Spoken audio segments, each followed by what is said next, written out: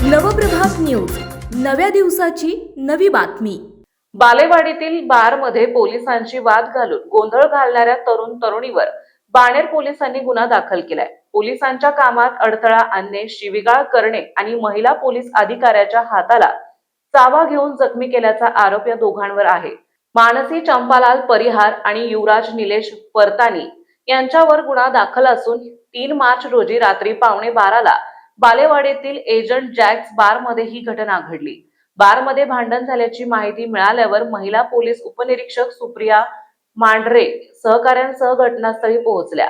यावेळी बारमध्ये एक तरुणी मोठ्याने आरडाओरडा करत होते।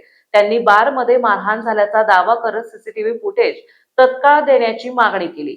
बार व्यवस्थापकाने फुटेजचे नियंत्रण मुंबईमध्ये असल्याने ते दुसऱ्या दिवशी देऊ असे सांगितले। यानंतर दोघेही संतप्त झाले आणि पोलिसांशी वाद घालू लागले। नंतर हे दोघे बाणेर पोलीस ठाण्यात आले आणि तिथेही गोंधळ घातला। पोलिसांनी त्यांना उपचारासाठी रुग्णालयात जाण्याचा सल्ला दिला असतानाही त्यांनी ऐकले नाही।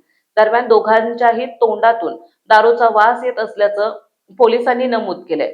या दोघांनी पोलिसांना शिवीगाळ केली, धक्काबुक्की केली। यावेळी मानसी परिहार हिने महिला पोलीस उपनिरीक्षकांच्या उजव्या हाताला चावा घेऊन जखमी केले।